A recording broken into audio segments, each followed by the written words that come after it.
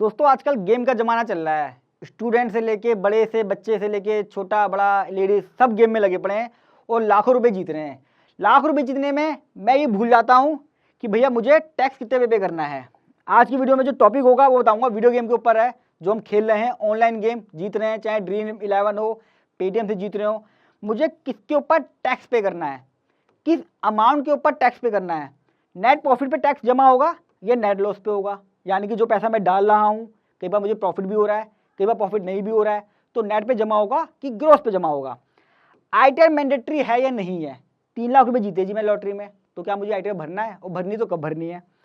Wallet apps में या banking transfer होगा तब आएगा, यानी कि मैंने जीत लिया ड्रीम11 में, उसी में पड़ा हुआ ऐप में, मैंने अभी अपने बैंक अकाउंट में ट्रांसफर नहीं करा है, तो कब पे करना पड़ेगा टैक्स। अपने वॉलेट से अपने बैंक अकाउंट में लूंगा तब, या वॉलेट में पड़ा रहेगा वहीं से यूज़ कर लिया तब भी टैक्स पे करना पड़ेगा। बहुत इंपॉर्टेंट क्वेश्चन। मुझे कौन से रिकॉर्ड और डॉक्यूमेंट्स रखने हैं संभाल के, किस तरह से अपने आप को सेव रखना है ताकि इनकम टैक्स में मुझे किसी तरह की दिक्कत ना आए, कोई इम्प्लीकेशन ना रहे। और जो आप टैक्स करती है कंपनी उसका रिफंड कैसे मिलेगा।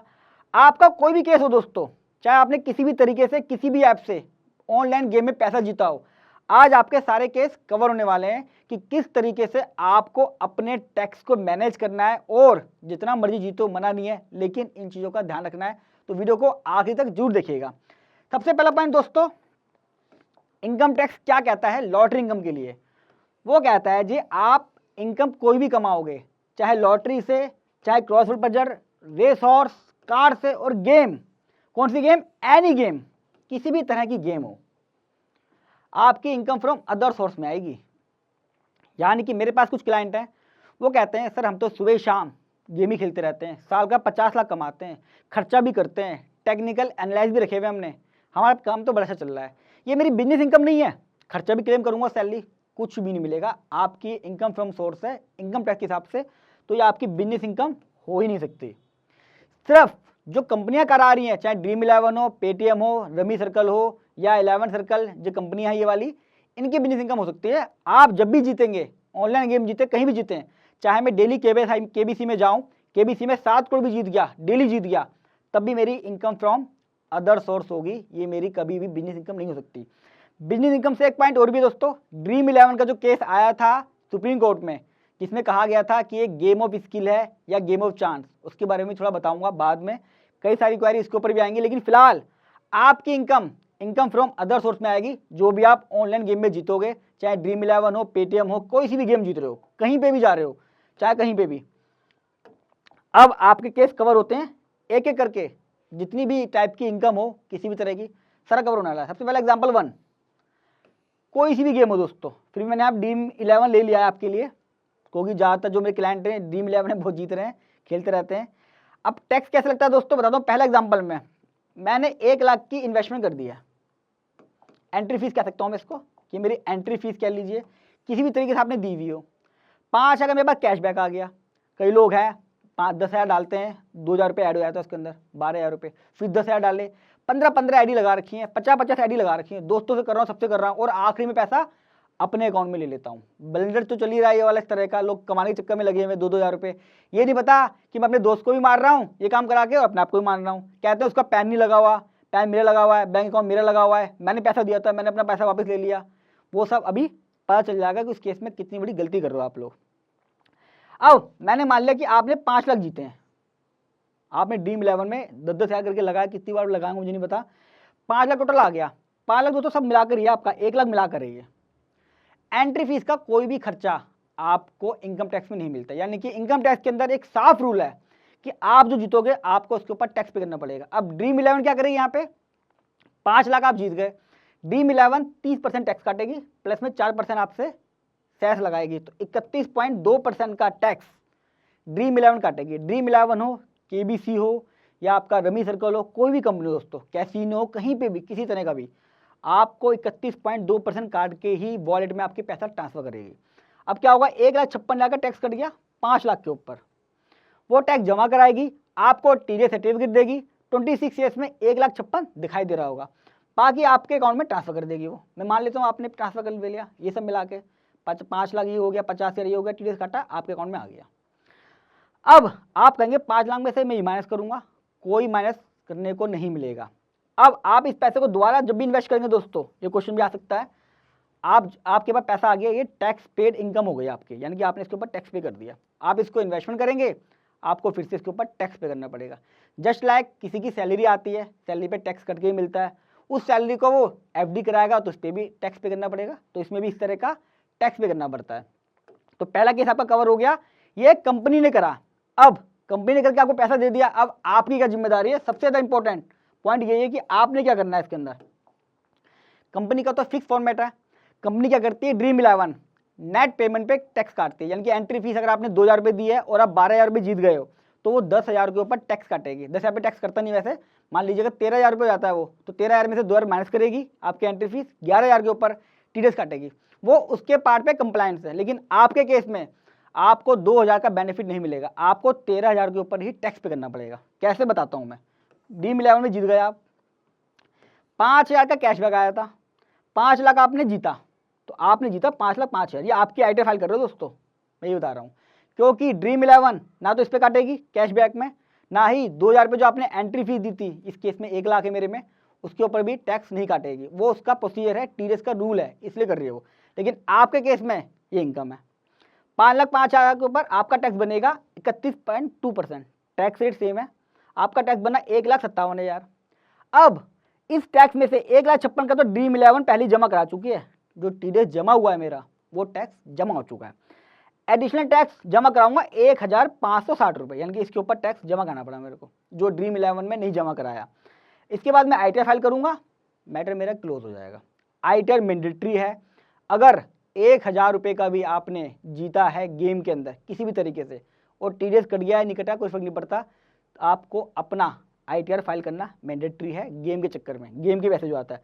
तो इस तरीके से आप अपनी आईटीआर फाइल करेंगे इस केस में। अब एग्जाम्पल 1 हो गया, एग्जाम्पल 2 इससे भी खतरनाक। अब दोस्तों दूसरा एग्जाम्पल कंपनी के केस में मैं मान के चलता हूँ, ड्रीम इलेवन के केस में ही 1 लाख की एंट्री फीस, वही 10,000 रुपये दिए मैंने कई बार, 5,000 का मेरे पास रिवॉर्ड या कैशबैक आ गया, 5 लाख में जीता ड्रीम इलेवन में, छक्के चौके मैंने मारता गया, जीत गया भाई साहब, टीम बैच मिल गई। लेकिन मुझे उसी साल में दोस्तों जो मैं बात कर रहा हूँ, ये पूरे फाइनेंशियल ईयर की बात कर रहा हूँ मैं, जो भी है पूरा फाइनेंशियल ईयर में इतना हुआ है, उसी फाइनेंशियल ईयर के अंदर मेरे को 2 लाख का नुकसान भी हो गया। हो सकता है ड्रीम इलेवन में भी हुआ हो, सेम कंपनी में, या किसी और गेम में, रमी में हार गया हूँ, कैसीनो में हार गया हूँ, या ड्रीम इलेवन के किसी दूसरे गेम में हार गया हूँ किसी और पार्ट में। अब क्या होगा, ड्रीम इलेवन क्या करेगी, 5 लाख के ऊपर मेरा 31.2% टैक्स काटेगी, 1,56,000 रुपये। सेम प्रोसीजर फॉलो करेगी, 2 लाख का कोई बेनिफिट नहीं रूल के हिसाब से, उसके लिए भी इस 5 लाख के ऊपर टीडीएस काटना मैंडेटरी 21.2। अब उसका काम हो गया, उसने टैक्स काट लिया, आपके पास पैसा आ गया। कैसे पैसा आएगा आपके पास, भाई आपका नुकसान भी तो हुआ है, 5 लाख में से 2 लाख गए, 5,000 ये ऐड होगा, टोटल पैसा आएगा। लेकिन आप अपनी आईटीआर कैसे फाइल करोगे, आपने 5 लाख जीते हैं, ये 5,000 का बोनस आया आपके पास, 5 लाख 5,000 की आपकी इनकम है। 2 लाख का जो नुकसान हुआ वो गया चूल्हे भट्टी में, सरकार को चीज़ से कोई मतलब नहीं है। अब सरकार को आप गाली बकें कुछ भी बकें, उसका ही मानना है कि आप जो भी गेम में जीतते हो हमें सिर्फ उससे मतलब है, हम उस पर टैक्स लेंगे, टैक्स भी कितना हाई रेट का। जो लॉस हो रहा है नुकसान हो रहा है हमें उससे मतलब नहीं, हम उसको सेट ऑफ नहीं करने देंगे आपको, कहीं भी नहीं है, ना रूल में है ना आईटीआर फॉर्म में है। 5 लाख 5,000, 1,57,000 का टैक्स बनेगा, 1,56,000 तो कंपनी पहले ही काट चुकी है, 26 इसमें भी आ रहा है, उसका बेनिफिट मिल जाएगा। 1560 का टैक्स जमा कराओगे आप, आईटीआर फाइल कर दोगे, मैटर आपका क्लोज हो गया। इसके बाद कुछ नहीं करना, सब चीज़ आपकी ठीक हो गई है। 2 लाख का नुकसान भी हुआ है। कई लोग दोस्तों आपको इसमें बोलेंगे कि ये तो पॉसिबल ही नहीं है, लॉजिकल ही नहीं है कि मेरा नुकसान हो गया है, ऐसा तो पॉसिबल ही नहीं है, ऐसा हो ही नहीं सकता। उसका भी प्रूफ आपको दूंगा बाकायदा, सारे एग्जाम्पल। दूसरा एग्जाम्पल भी हो गया दोस्तों, अब है तीसरा एग्जाम्पल। मैं पहले आपको कह चुका हूँ कि कोई भी आपका केस हो, किसी तरह की भी पॉसिबिलिटी हो कमाने की, आज के केस में कवर हो जाएगी। 1 लाख आया मेरा एंट्री फीस, 5,000 मेरा वही कैश रिवॉर्ड, 5 लाख में जीता, 5 लाख का मुझे नुकसान भी हो गया, सेम गेम में हो गया किसी और गेम में हो गया हो। कंपनी में टैक्स काटेगी 5 लाख के ऊपर, ड्रीम इलेवन 1,57,000 सेम केस काटेगी, सॉरी 1,56,000 काटेगी मेरा। जब मैं आईटीआर फाइल करूंगा मेरा टैक्स बनेगा 5 लाख और 5,000 रुपये, 1,57,000 का टीडीएस करेगा 1,56,000, यहाँ पे मुझे टैक्स जमा करना पड़ेगा। आईटीआर फाइल करूंगा, टैक्स जमा करा के मेरा मैटर क्लोज। 5 लाख का फायदा हुआ था, 5 लाख का नुकसान भी हुआ था, मेरी जेब से तो पैसा पूरा चला गया, लेकिन फिर भी मेरा टैक्स कटा है, मुझे आईटीआर फाइल करनी पड़ेगी 5 लाख के ऊपर। दिखाऊंगा अभी कि सेट ऑफ क्यों नहीं हो रहा है। इसका रीज़न क्या है कि सरकार क्यों नहीं करने दे रही है। सुबह शाम में काम कर रहा हूँ, नुकसान भी हो रहा है मेरा, तो क्या मुझे सेट ऑफ क्यों नहीं मिल रहा वो। एग्जाम्पल 4, मैंने 10,000 रुपये जमा करा एंट्री फीस में, 2,000 रुपये मुझे मिल गए। जैसे 10,000 रुपये ऐड करता हूँ 2,000 रुपये मेरे पास आ जाते हैं कैशबैक के लिए। 10,000 रुपये जीता, फिर 10 जीता, फिर 10 जीता, फिर 10 जीता, और एक 10 और जीता मैं यहाँ पे 50,000 रुपये। ये आ गया 10,000 रुपये मेरा, ये रहा। यानी कि 50,000 जीता मैं ओवरऑल, 50,000 10-10 करके। सेम लॉस भी हो गया, सेम गेम में भी हो सकता है और अदर गेम में भी। 10,000 का 1 2 3 4 5 बार मुझे नुकसान हो गया। यानी कि इन नटशेल मेरे पास कुछ भी नहीं बचा। टीडीएस कुछ नहीं कटा मेरा। टीडीएस दोस्तों गेम के अंदर जो रूल है इनकम टैक्स का 10,000 से ऊपर ही करता है। अगर आपका 11,000 रुपये हुआ तो पूरे 11,000 रुपये कटेगा। ऐसा नहीं है कि 10,000 माइनस कर देंगे। यानी कि 10,000 से ऊपर जब भी अमाउंट होगा winning game, net winning game rule के हिसाब से, नेट विनिंग गेम, तो वो जीतेगा। यानी कि मान लो पहले गेम में आपको 10,000 हुआ, 2,000 ये हुआ, अब 10,000 जीते तो टीडीएस नहीं कटा। लेकिन जब मैं आईटीआर फाइल करूंगा तो मैं क्या करूंगा, 10,000 यहाँ जीता, यहाँ जीता, यहाँ जीता, यहाँ जीता और यहाँ जीता, 50,000 जीता। 50,000 के ऊपर कितना लगा मेरा 31.2%, 16,224 टैक्स ऑन 52,000, सॉरी 50,000 तो ये हो गया, 2,000 ये भी है, तो 52,000 के ऊपर आपको टैक्स पे करना पड़ेगा। ये टैक्स आप अपनी जेब से जमा कराएंगे और फाइल को फाइल करेंगे, मैटर क्लोज हो जाएगा आपका। यहाँ दोस्तों थोड़ा सा मुझे लगता है कि जाती है इस तरह का नुकसान, मतलब मेरा नुकसान भी हो गया, 10,000 रुपये हो गया, मेरे पास कुछ आया भी नहीं। 2,000 रुपये तो मेरे पास नेट बचे मेरे पास कायदे से, तो उस 2,000 में 16,224 का टैक्स जमा कहाँ से कराऊंगा, क्वेश्चन नहीं है। तो ये चीज़ गलत सही क्या है, जो रूल है इनकम टैक्स का वो यही है, स्ट्रिक्ट रूल है, और इसके पीछे एक लॉजिक भी है, वो भी आपको बताता हूँ कि ऐसा क्यों कर रहे हैं ये। तो आपका ये चौथा एग्जाम्पल भी कवर हो गया। तो मुझे लगता है जितना भी इसके अंदर दोस्तों आप इनकम कमा रहे हो, चारों केस के अंदर कहीं ना कहीं आपके आ रहे होंगे। कोई नया केस होगा या कोई नया एक्सपीरियंस है, कमेंट बॉक्स में पूछ लीजिएगा, मैं बता दूंगा। अब यहाँ पे क्वेश्चन बताता हूँ दोस्तों मैं कि मेरी इनकम फ्रॉम अदर सोर्स है, क्या आप उसे बिजनेस इनकम क्यों दिखा सकता। सुप्रीम कोर्ट में केस गया ड्रीम 11 का। उसने बोला यार हमारे जो गेम खेलते हैं ना लोग, जो भी मोबाइल में गेम खेल रहे हैं, दिमाग लगा रहे हैं, चाहे कुछ भी हो जाए, वो टीम बनाते हैं, अपनी स्किल यूज़ करते हैं, मेहनत करते हैं, टाइम डिवोट करते हैं, तो क्या है ये हमारा गेम ऑफ स्किल है, स्किल्स का गेम है, ये गेम ऑफ चांस नहीं है। चांस का मतलब क्या होता है, कैसीनो में आते हैं हम कहते हैं 5 नंबर आ गया, वो चांस से लग गया ठीक है। तो क्या होता है गैम्बलिंग एक्ट के अंदर रजिस्ट्रेशन करना पड़ता है इन लोगों को, इसका प्रोसीजर पूरा अलग है। ड्रीम 11 सुप्रीम कोर्ट में केस जीत गया। जितने भी सिमिलर बिजनेस थे, सुप्रीम कोर्ट ने बोला ये आपका ही बिजनेस है ड्रीम 11 का, आप ही बिजनेस कर रहे हो, आपको गैम्बलिंग एक्ट के तहत आपको रजिस्टर होने की जरूरत नहीं है। जैसे बाकी लोग बिजनेस करते हैं, मैं बिजनेस कर रहा हूँ, तो ये आपका बिजनेस है क्योंकि आपका गेम ऑफ स्किल है। तो ड्रीम 11 के केस में क्या हुआ, या जो सिमिलर बिजनेस थे तो उनके लिए क्या हुआ, ये बिजनेस बन गया, उनको गैम्बलिंग एक्ट के तहत रजिस्ट्रेशन की जरूरत नहीं है। लेकिन मेरे केस में क्या हुआ, मेरे केस में मैं अभी भी बंधा हुआ हूँ, मेरे केस में मैं अभी भी लॉटरी या गेम ही जीत रहा हूँ, मेरे लिए अभी भी अदर सोर्स है और 31.2% टैक्स ही लगेगा, मेरे लिए ये बिजनेस नहीं है, इसके लिए बिजनेस है। अब ये आपका क्लियर हो गया पॉइंट, इसमें बहुत क्लियर हूँ दोस्तों मैं, आप गूगल पे भी पढ़ सकते हो इसके बारे में। अब सारे पॉइंट क्लियर हो गए। कुछ मेरी तरफ से एडवाइस, जो लोग गेम खेल रहे हैं स्पेशली स्टूडेंट, लगे पड़े आईडी बनाए जा रहे हैं, 400-500 आईडी बना दी हैं, दोस्तों की कर दी, मम्मी पापा सबके में लगे पड़े हैं। अब क्या ध्यान रखना है, थोड़ा सा मेरी एक्सपर्ट एडवाइस, टैक्सेबल किसके हाथ में होगा, बहुत सारे लोगों को करे आ रहा हूँ, जिसकी आपने केवाईसी करी है, जिसका पैन कार्ड लगाया है, उसके हाथ में ही टैक्सेबल होगा। ऐसा नहीं है आपने 1-1 लाख रुपए 5 लोगों में बांट दिए, उनके हाथ में प्रॉफिट कराया और अपने अकाउंट में ले लिए, तो मेरे अकाउंट में आया तो मैं टैक्स पे करूँगा, ऐसा नहीं है। वो 5 टैक्स पे करेंगे, उनकी केवाईसी है। हमेशा ग्रोस अमाउंट टैक्सेबल होता है दोस्तों, ग्रोस अमाउंट। यानी कि एग्जाम्पल के लिए आपको बताता हूँ, मैंने 1 लाख का किसी को बिल दिया, उसने टीडीएस काट के मेरे को 90,000 दे दिए, तो मेरी इनकम दोस्तों 1 लाख रुपए है, 1 लाख रुपए की इनकम है मेरी। इसके ऊपर अपने खर्चे मैनेज करूंगा मैं, क्योंकि प्रोफेशनल हूँ, आपको तो मिलेगा नहीं खर्चा इसमें, लॉटरी में। खर्चे मैनेज करने के बाद जो टैक्स आएगा उसका बेनिफिट लूंगा 10,000 का, फिर नेट टैक्स पे करूंगा। तो ग्रॉस अमाउंट टैक्सेबल है, ना कि टीडीएस डिडक्टने के बाद, चाहे टैक्स कटा हो या ना कटा हो। कई लोग मेरे से आगे कहते हैं कि सर कंपनी ने टैक्स वगैरह काट ही लिया है, अब मैं आईटीआर क्यों भरूँ, अब मैं टैक्स क्यों जमा कराऊँ। भैया वो कंपनी की कंप्लायंस थी, कंपनी ने अपने पार्ट पे करी है, मुझे अपने पार्ट पे करनी है। बीइंग अ प्रोफेशनल, जैसे मैं चार्टर्ड अकाउंटेंट हूँ, किसी ने मुझे 1 लाख रुपए देना था, उसने 10% टीडीएस काटा, हमारे पे 10% का रेट है, 90,000 रुपये हमारे अकाउंट में आया। तो दोस्तों मैं अपनी कंपटीशन बनाऊंगा, मैं 1 लाख की इनकम दिखाऊंगा, उसमें से खर्चे माइनस करूंगा, खर्चे माइनस करने के बाद जो प्रॉफिट आएगा उस पर टैक्स निकालूंगा। ये मेरी कंप्लायंस अलग है, मैं अलग बंदा हूँ। आप उससे कंपेयर मत करिए, उसने काट लिया जी, मैं आईटीआर को भरूंगा, टैक्स पूरा कट गया है मेरा। चलिए कोई नहीं, किसी तरह की डिडक्शन नहीं मिल जाती दोस्तों। 80C 80D की 2.5 लाख की जो बेसिक लिमिट है, कोई लोग कहते हैं 5 लाख का मेरा आया है लॉटरी की इनकम, 2.5 लाख माइनस कर दीजिए जी, या 5 लाख तो टैक्स ही नहीं, रिबेट मिल जाएगी, कोई नहीं मिलेगी। 5 लाख के ऊपर टैक्स जमा करना पड़ेगा, 50 रुपये भी बेनिफिट नहीं है लॉटरी को लेके। लॉस कोई फायदा नहीं है, एंट्री फीस कोई फायदा नहीं है। ड्रीम 11 दूसरी कंपनियां जो मर्जी करते हैं दोस्तों, आप माइनस नहीं कर सकते। आईटीआर मैंडेटरी है 5,000 के केस में भी, ध्यान रखिएगा। किसमें? पूरे साल के अंदर। आईटीआर तो हम साल की भरते हैं, तो पूरे साल में आपको अपना कंपटीशन बनानी है, कितनी लॉटरी जीता हूँ, जो जीता है टैक्स कटे या ना कटे आपको दिखाना मैंडेटरी है, वरना पेनल्टी लगेगी।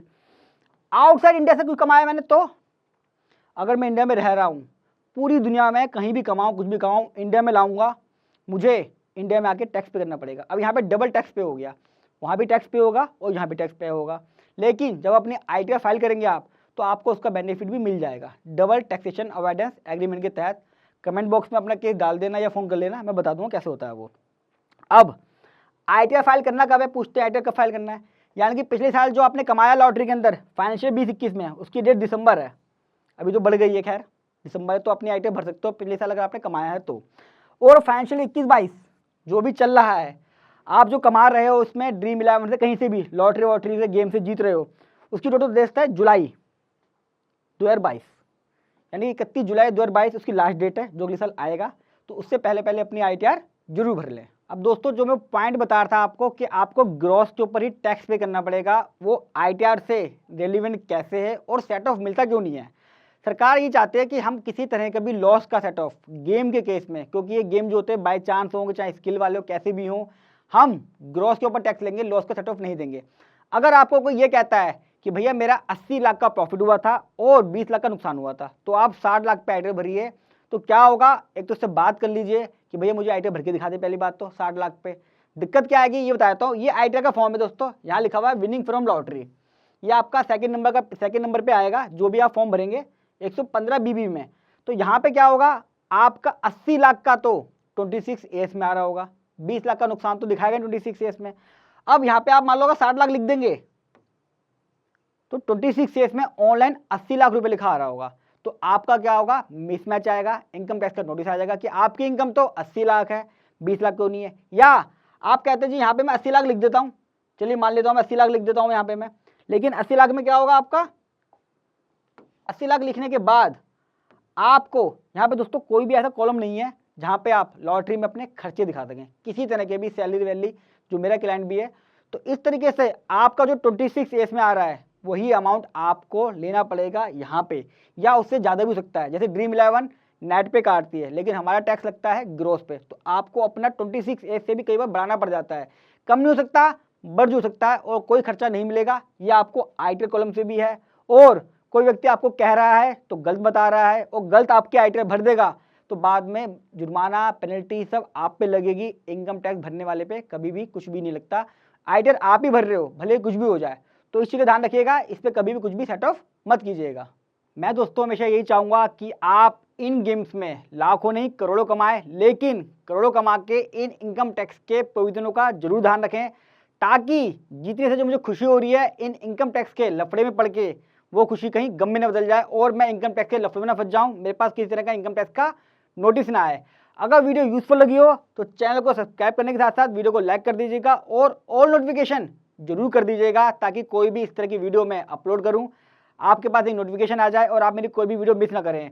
और दोस्तों जितना हो सके इस वीडियो को अपने सर्कल में, फ्रेंड्स, रिलेटिव सब जगह शेयर कीजिएगा, क्योंकि पूरा इंडिया कमा तो रहा है लेकिन उसे आगे कुछ नहीं पता, स्पेशली स्टूडेंट जो पढ़ाई कर रहे हैं कॉलेज में या स्कूलों में, दूसरों की आईडी लगा के गेम में जीते जा रहे हैं, पैसा ट्रांसफर करा रहे हैं, पर ये नहीं पता कि आईटीआर कौन भरेगा, टैक्स कब लगेगा, आईटीआर मैंडेटरी है या नहीं। तो जितना ज़्यादा हो सके इसको शेयर कीजिएगा।